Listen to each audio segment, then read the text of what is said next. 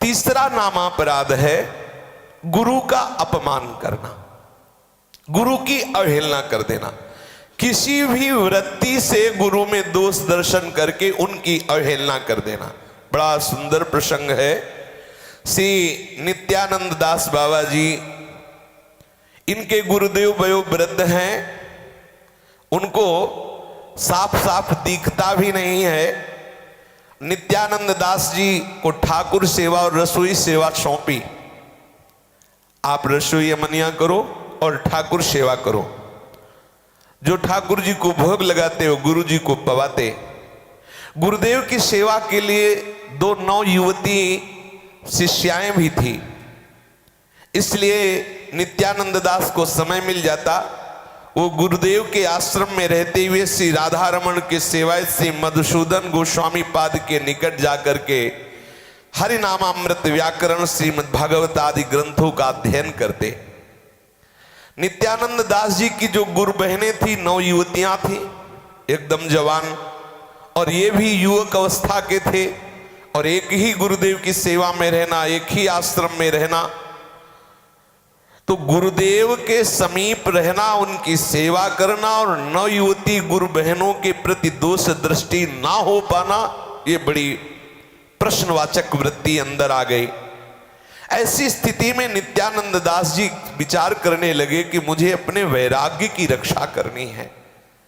रात दिन का सानिध्य है, एक ही आश्रम में है, एक ही गुरुदेव के हम शिष्य हैं, एक ही गुरुदेव की सेवा में है, कहीं ऐसा ना हो कि मेरा मन मुझे धोखा देने लगे। उनके लिए ये प्रश्न एक भयंकर समस्या बनता गया। उन्होंने कई बार बड़े बड़े महत्पुरुषों से सलाह ली कि मुझे क्या करना चाहिए। तो उन्होंने कहा कि गुरुदेव महापुरुष हैं, गुरुदेव भगवान हैं, तुम्हें गुरुदेव पर भरोसा करना है। ऐसे अब प्रश्न हृदय में आना ही नहीं चाहिए, तुम्हारे हृदय में ऐसी दृष्टि ही नहीं आनी चाहिए।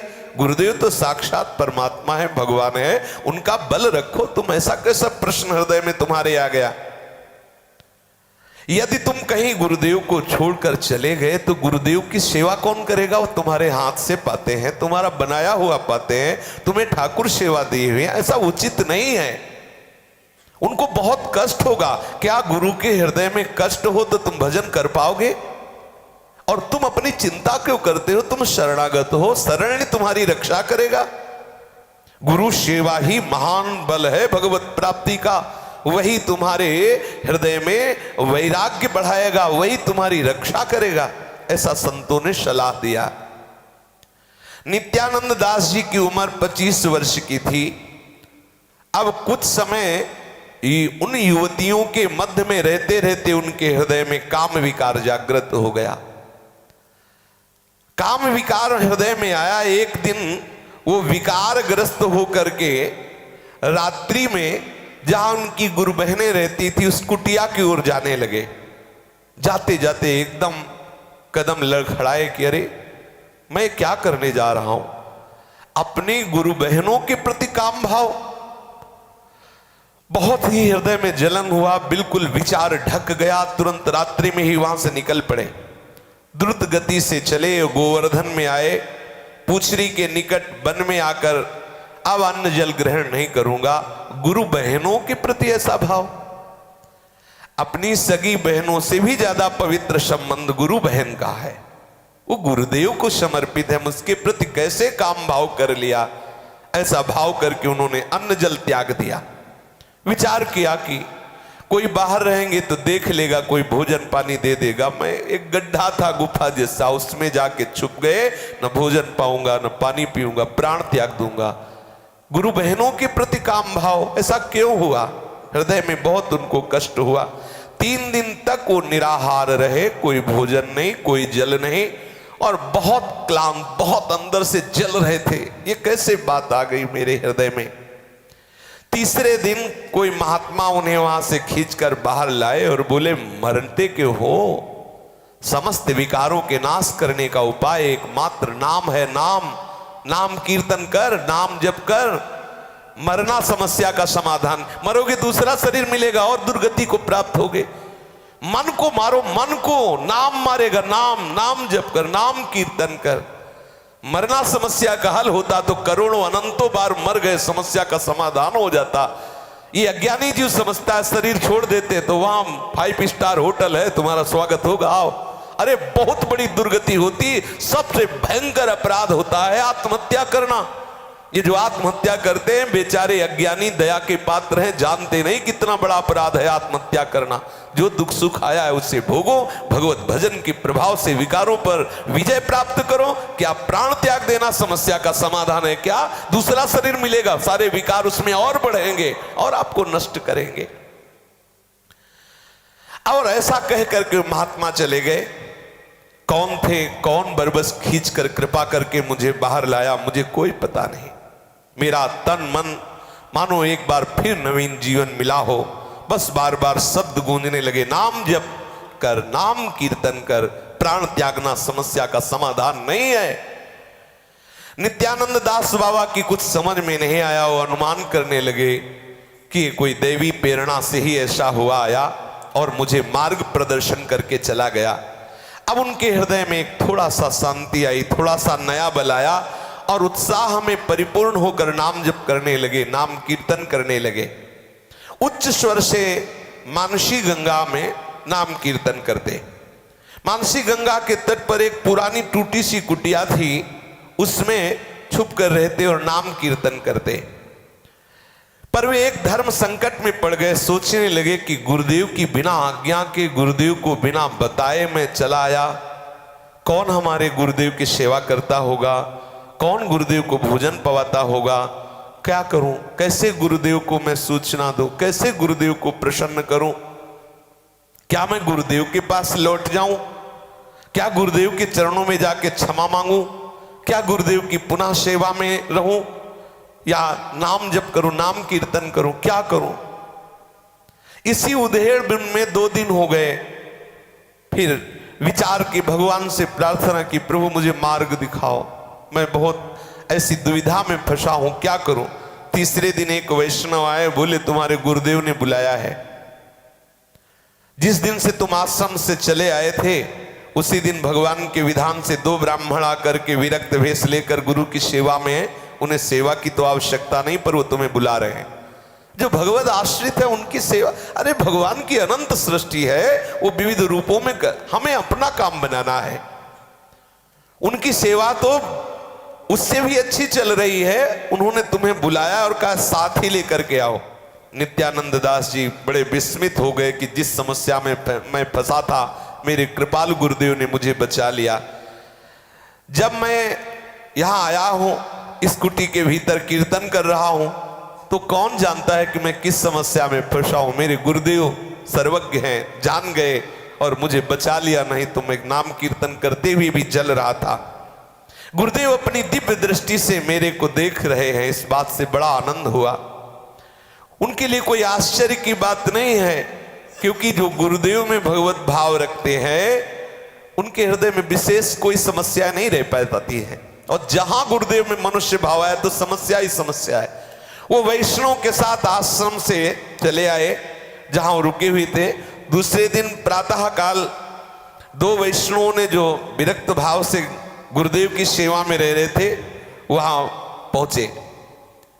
गुरुदेव कृपा दृष्टि से देखे और कहा, देखो तुमसे अपराध बना जो तुम बिना आज्ञा के गए, तुम्हें समस्त वैष्णवों का आशीर्वाद चाहिए तभी तुम्हारा भजन बनेगा।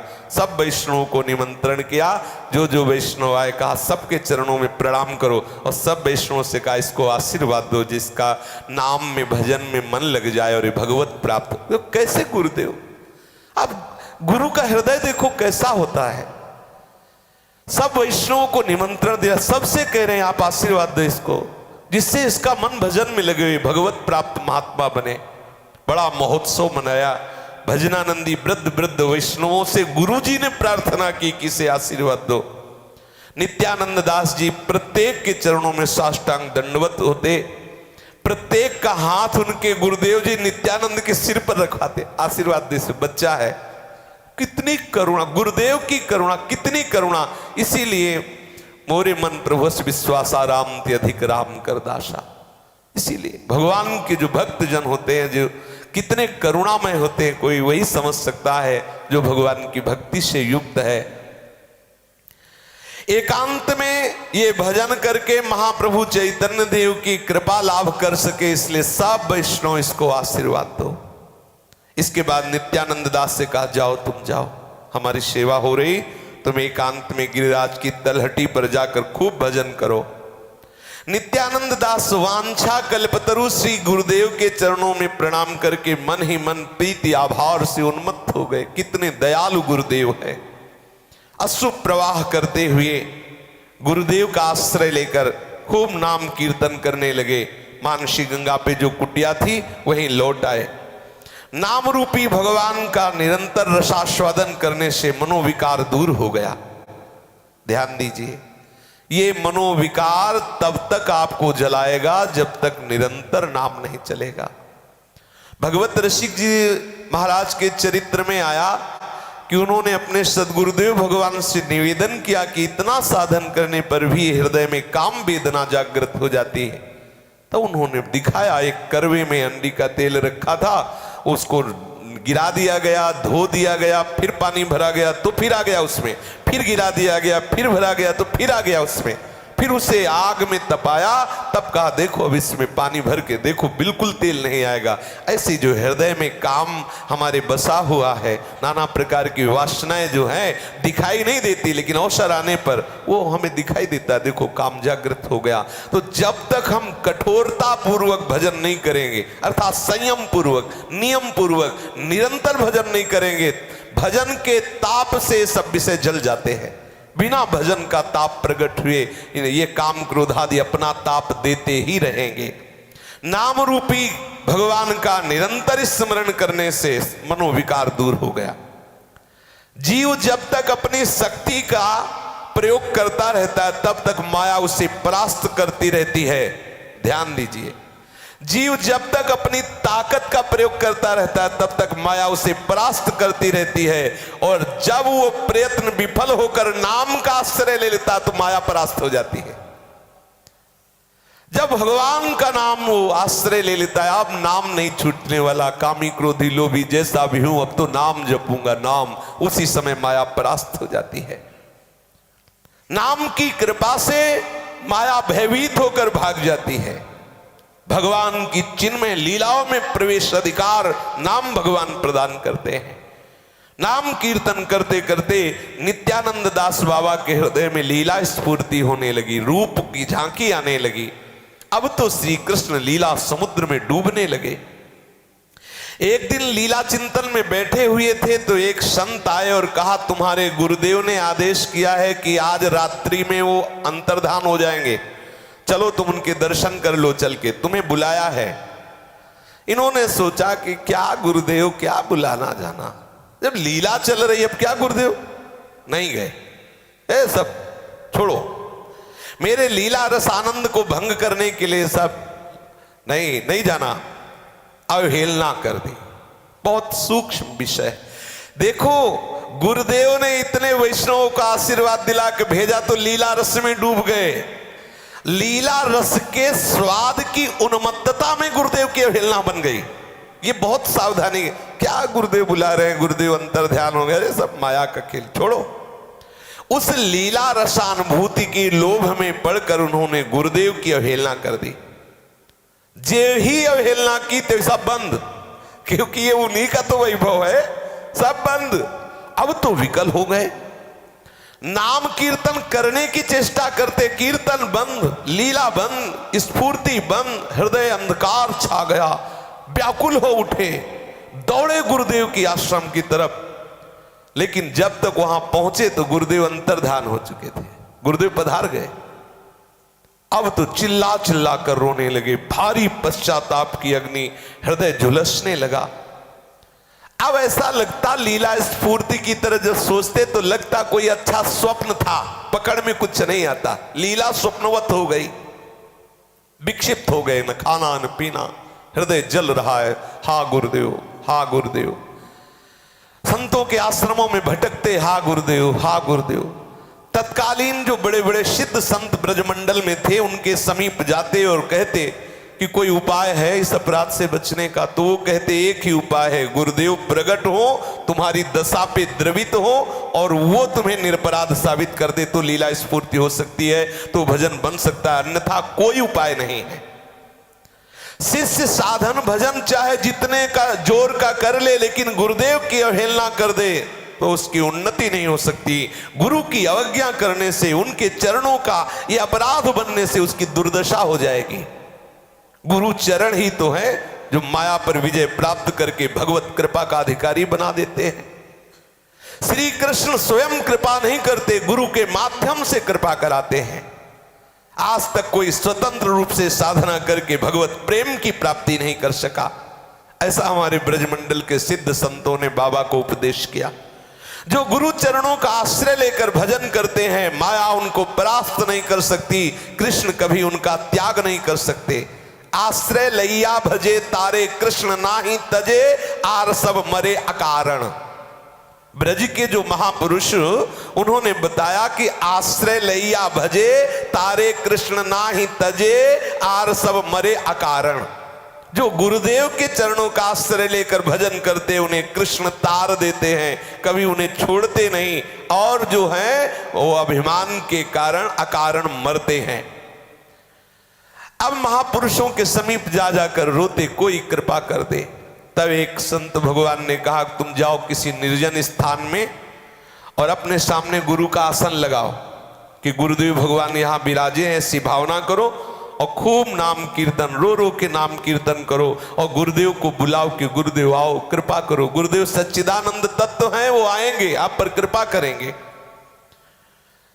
उस आसन की रोज दंडवत करो, रोज परिक्रमा करो और भावना करो, गुरुदेव का ध्यान करो जैसे गुरुदेव आपके थे कि गुरुदेव भगवान इसमें विराजमान हैं, और नाम कीर्तन करो। जब तक गुरु प्रकट ना हो जाए तब तक तुम बंद मत करना, जैसे बने वैसे उदर पोषण करो, बस यही साधना करो, यहीं से तुम्हारा द्वार खुलेगा, दूसरा कोई उपाय नहीं है। नित्यानंद जी ने 1 वर्ष तक ऐसा किया। गुरुदेव का आसन बिछाते, परिक्रमा करते, दंडवत करते, उस आसन की रो रो के कीर्तन करते कि कृपा कर दो गुरुदेव। एक दिन 1 वर्ष पूर्ण हुआ, उन्हें आसन पर दिखाई दिया कि गुरुदेव भगवान विराजमान है। अब तो चीख के रो पड़े, गुरुदेव के चरणों को स्पर्श करना चाहा, अश्रु विमोचन करते हुए उनके चरणों में प्रणाम करना चाहा, तो गुरुदेव ने कहा वत्स, समय व्यतीत हो चुका है, मैं बहुत करुणा करके तुम्हें बुला रहा था, तुमने अवज्ञा कर दी, अवहेलना कर दी, तुम आए नहीं, अब मैं क्या कर सकता हूं। इतना कहकर वो अंतर ध्यान हो गए। अब तो और आग लग गई, कोई समस्या का समाधान नहीं। नित्यानंद दास मर्माहत होकर भूमि पर गिर पड़े। आशा की जो एक किरण थी वो भी, हृदय में अंधकार ही अंधकार। अब सच्ची मानिए, वो सच्चे उपासक हैं, वो सच्चे उपासक। अवहेलना हो गई, हृदय धुंधला हो गया, अब कैसे जीऊं, कैसे जीऊं। गुरुदेव का ध्यान और नाम कीर्तन वो वैसे ही करते रहे और तीव्र बढ़ा दी, आहार विहार और कम कर दिया। श्री पूज्यपाद अद्वैत दास बाबा जी महाराज एक दिन गिरिराज परिक्रमा कर रहे थे, तो कान में रोते हुए नाम ध्वनि सुनाई दी, तो आकर्षित होकर गए। जब वहां गए तो देखा कि नित्यानंद दास आंसुओं से अभिषिक्त होकर के आर्त भाव से गुरुदेव का ध्यान करते हुए नाम कीर्तन, इतना रस बरसता था नाम कीर्तन में कि वो वहीं रुक गए, परिक्रमा रोक दी, वहीं रुक गए और प्रेमावेश कई दिन रुके नाम कीर्तन सुनने के लिए। 5-7 दिनों तक वहीं पास में रुके रहे, कितने नाम प्रेमी, और वो आंसू बहाते हुए नाम कीर्तन करते, इतना आनंद आता। आश्चर्य हुआ, नित्यानंद दास जी कब सोच जाते, कब स्नान करते हो, कब भोजन करते, कोई पता नहीं, कीर्तन सुना ही दे रहा निरंतर, उच्च स्वर से स्पष्ट। 1 लाख नाम का तो कीर्तन ही कीर्तन केवल करते थे, 1 लाख नाम का कीर्तन। 2 घंटे केवल आवाज नहीं आती थी, अर्थात 2 घंटे में शौच, स्नान, भोजन, शयन सब, 22 घंटे कीर्तन। अब अद्वैत दास बाबा जी महाराज ने कहा कि तुम चिंता मत करो, अंतिम समय तक तुम्हें गुरुदेव जरूर प्रकट होंगे और ले जाएंगे। आप बिल्कुल जैसे कर रहे हो वैसे करते रहो। अद्वैत दास बाबा की कृपा, उनके वचनों पर विश्वास, उन्हें कुछ आश्रय मिला कि भगवान अपने वचन टाल करके भक्त के वचनों को पूर्ण करते हैं। तो अद्वैत दास बाबा ने कहा अंतिम समय तक गुरुदेव जरूर आएंगे और क्षमा कर देंगे, हमारा जीवन सार्थक हो जाएगा। अभी कुछ ही वर्ष हुए थे, कार्तिक मास में वो अद्वैत दास बाबा के पास गए और उनसे कहा कि अब हमारे हृदय में विरह सहा नहीं जा रहा, अब मैं प्राण त्याग दूंगा। मानसी गंगा के तट पर आए, रास पूर्णिमा का दिन था, तो गुरुदेव भगवान आए रास बिहारी के साथ, बिहारी बिहारिंजू के साथ आए और बोले चल अब मैं जहां हूं वहीं तुझे ले चलता हूं। गुरुदेव भगवान उनको ले गए, गुरुदेव की कृपा से रास बिहारी बिहारिंजू को प्राप्त हुए। यहां जो ये तीसरा नामापराध है, गुरुदेव का अपमान। नामदाता गुरुदेव की अवहेलना न हो। जिन्होंने हमें अपना जीवन स्वरूप मंत्र और नाम दिया है, हम उनकी आज्ञा का पालन करें, निरंतर नाम रटते रहें, तो ऐसे हमारी बुद्धि शुद्ध हो जाएगी कि अपराध नहीं बन पाएगा।